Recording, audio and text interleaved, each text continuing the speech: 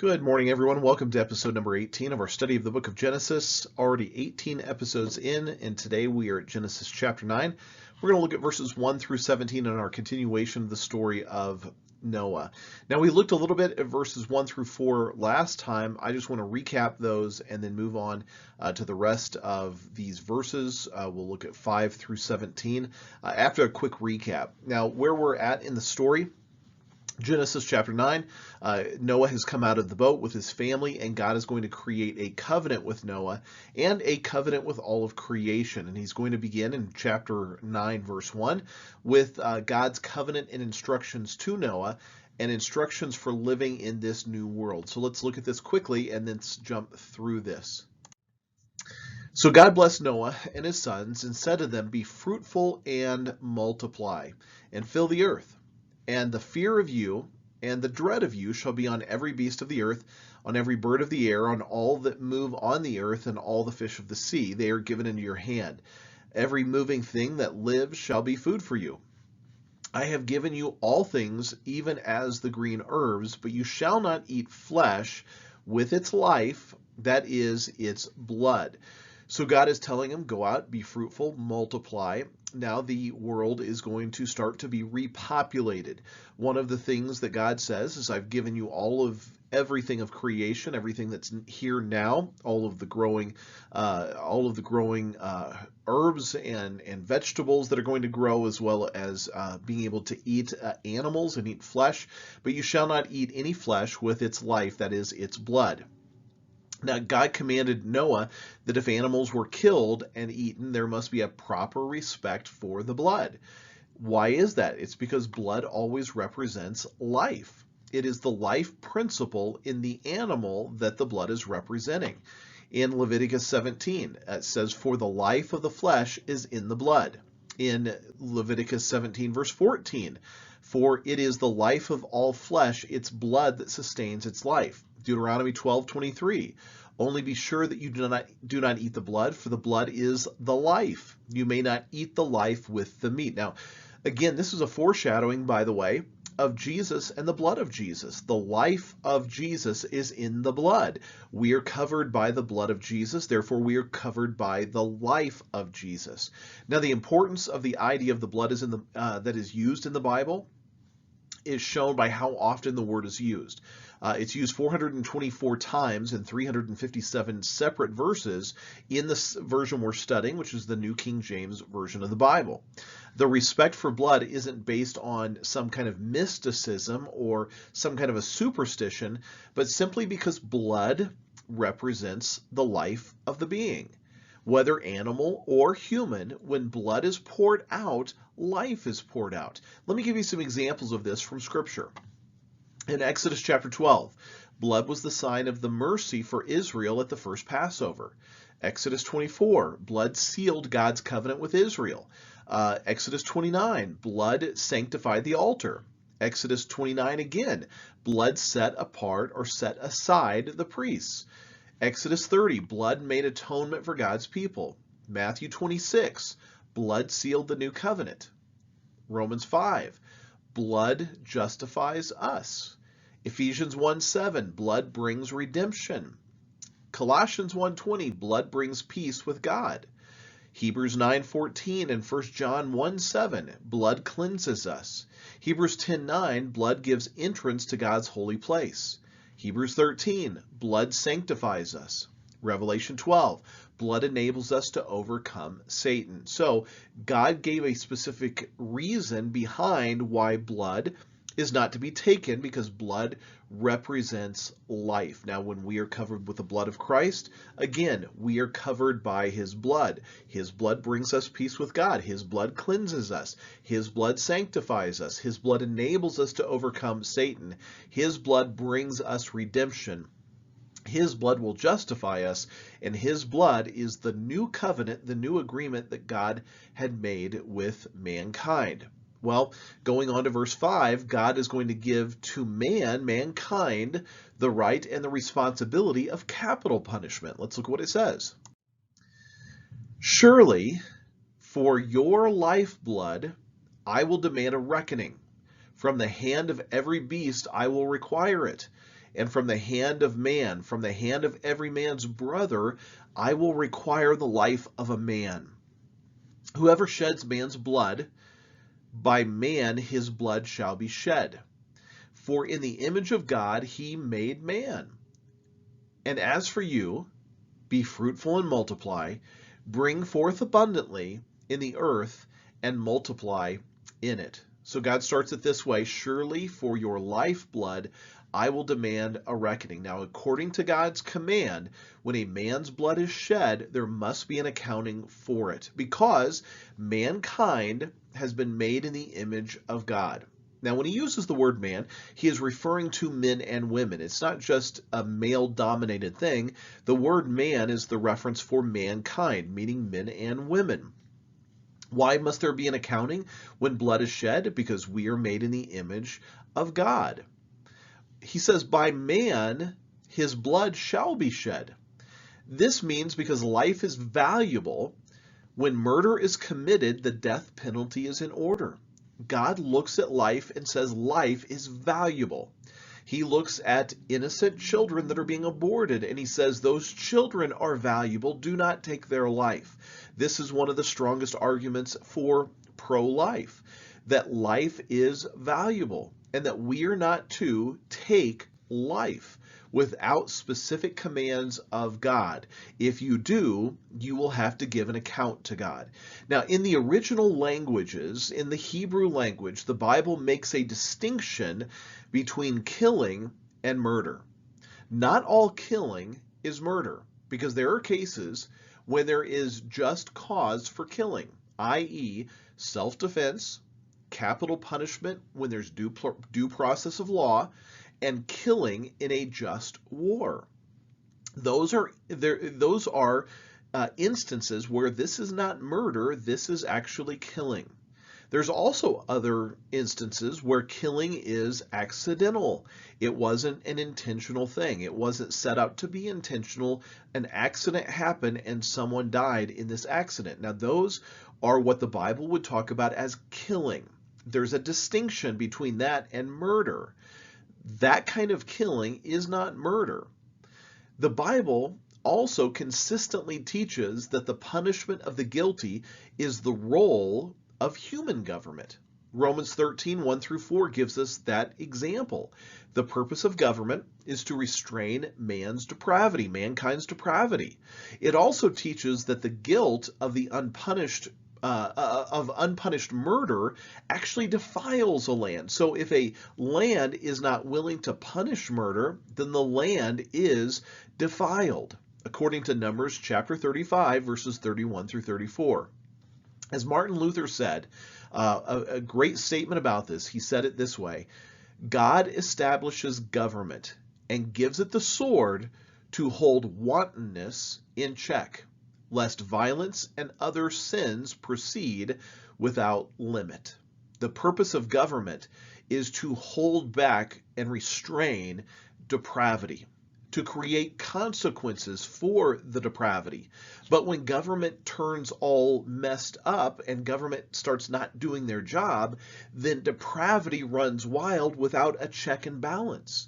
What's supposed to happen in a godly government, in a government that is functioning correctly, is that sin and depravity is punished. And that will create a holding back and a restraint against more depravity, more murder. So when a murderer is punished because they had intent to kill another human being, they took their life, they have to give an account. The government is to step in and punish that person with a severe punishment so that the rest of society stays in check and the rest of society has a restraint to the depravity that is there. That's the role of human government. It's to restrain man's depravity. It's the purpose to have a holy land, a sanctified land. But if the government or the land is not punishing people who are wanton murderers, then the land will be defiled, according to Numbers chapter 35. So it's very important. God values humanity. He values life, and he does not take people taking the life of someone else with just a casual view. God looks at it seriously and says, you will give an account to him for the blood that you shed. Now, again, there's two different kinds. There's accidental killing, or there's killing that is justified because of a just war, or there's killing of somebody who has committed a murder. There's capital punishment. Those are just forms of killing. And then there is murder, and murder is the intent to kill and do harm, which is what God is mostly speaking about right here. Well, God is going to make a covenant with man and with all of creation. So let's look at the covenant that God made after this point with all of his creation. Then God spoke to Noah and to his sons with him, saying, and as for me, behold, I establish my covenant with you and with your descendants after you, and with every living creature that is with you, the birds, the cattle, and every beast of the earth with you. Of all that go out of the ark, every beast of the earth. Thus I establish my covenant with you. Never again shall all flesh be cut off by the waters of the flood. Never again shall there be a flood to destroy the earth. Now, it's important that God specifies that there will never again be a flood, because in the end there will be a fire that will cleanse the earth, but there will never again be another flood. God says, I establish my covenant. The covenant was made with mankind. He says, you and your descendants after you. It was even made with the animals. He says, every living creature that is with you. God promised that he would never again destroy all with a flood or cover the earth with a flood. This was, by the way, him repeating himself from the clarification of the promise that he made earlier in Genesis chapter 8, verses 21 and 22. When God said, he said, I will never again curse the ground for man's sake, although the imagination of man's heart is evil from his youth. Never will I again destroy every living thing as I have done. God would fulfill his promise and never do that again.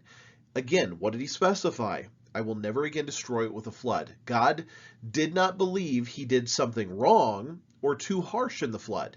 He made the promise because he did things in the post-world flood, he did things in the pre-flood world that would never be duplicated in the post-flood world. What did he do different? Well, some of these things were he limited the age of mankind.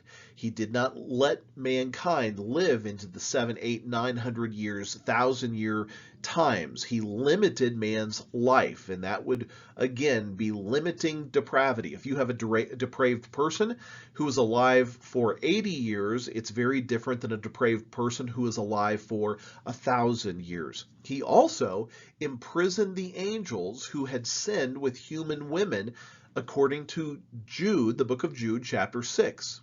That would be different in the post-flood world. So God did not do anything wrong. He doesn't believe that he did something wrong. God is not sorry that he did that. He had to stop and limit the amount of depravity that was going, because it would have gotten completely out of hand if God had not stepped in and intervened. However, when things again become similar to the days of Noah, that's what Jesus says in Matthew 24, God will destroy the earth, but this time not with flood. It will be destroyed by fire. 2 Peter chapter 3. Well, a couple of final verses that we're going to look at, verses 12 through 17, the sign of God's covenant. Let's look at this. And God said, this is the sign of the covenant which I make between me and you, and every living creature that is with you, for perpetual generations. I set my rainbow in the cloud, and it shall be for a sign of the covenant between me and the earth. It shall be a sign when I bring a cloud over the earth, that the rainbow shall be seen in the cloud. So this is going to be the evidence of God. The rainbow in the sky is the evidence of God. This is the sign of the covenant, God says, that I make between me and you. and between every living creature. The covenant that we have, this impressive covenant that God has made, is going to be the promise to all of the earth, and it's going to be the evidence, or it's going to be evidenced by the rainbow that is in the cloud. Now, because the blanket of water vapor barrier was released during the flood and the water cycle of the earth changed after the flood, this was probably the first time forever that there was ever an occurrence of a rainbow, because the atmosphere was very different pre-flood than it was post-flood. So when they got out of the ark and they saw the rainbow, it was a sign to Noah and to all of the generations that God would be faithful to his covenant. Now, the idea of the rainbow has been hijacked by groups that are anti-God. The rainbow, the context of the rainbow is that we look at it, we remember God, and we remember the covenant that God had made. We remembered God's wrath, and we remember God's faithfulness. But now the rainbow has been hijacked, so when you look at the rainbow, you don't think of God, you think of other groups that are using it in a way that is dishonoring who God is. This is going to be the sign of the new covenant, this rainbow that is going to be seen for the very first time in the sky. A couple of final verses. He says, "And I will remember my covenant, which is between me and you and every living creature of all flesh. The waters shall never again become a flood to destroy all the flesh. The rainbow shall be in the cloud. I will look on it to remember the everlasting covenant between God and every living creature of all flesh that is on the earth." And God said to Noah, "This is the sign of the covenant which I have established between me and all flesh that is on the earth." This is the final covenant. Isaiah 54, verses 9 through 10, it says this. "For this is like the waters of Noah to me," Isaiah says. "For as I have sworn that the waters of Noah would no longer cover the earth, so have I sworn that I would not be angry with you nor rebuke you." So God, speaking through Isaiah, is going to reiterate the promise that he had made to Noah. "For the mountains shall depart, and the hills be removed, but my kindness, says the Lord, shall not depart from you, nor shall my covenant of peace be removed, says the Lord, who has mercy on you." God does not only look at the rainbow on the earth and remember his covenant, he also looks at the rainbow that surrounds his throne. God is committed to remaining faithful to his covenant. God is a promise-keeping God. He does not go back on his word. He doesn't change his word. He keeps his word. We can, as believers in him, glorify in the sovereignty of God, because he knows that God's sovereignty, his promises, his never-changing status, his ultimate power and authority and control is always on the believer's side. And so we trust him. We look at the rainbow in the sky, and we should automatically be reminded, not of a group that is using it against God for their own agendas. We don't look at it as a reminder of a pot of gold at the end of the rainbow. We look at the rainbow, and every time we see it, we should be reflecting on the fact that God is holy, God is supreme, God's wrath was once poured out, and it will not be poured out in the same way again. And it's a reminder that the wrath of God will come again in a different form. Instead of the flood, it will come by fire. That God will return and set everything straight. God is a faithful God, a loving God, but God has his limits of love and mercy will come to an end where it will be too late for those who do not repent.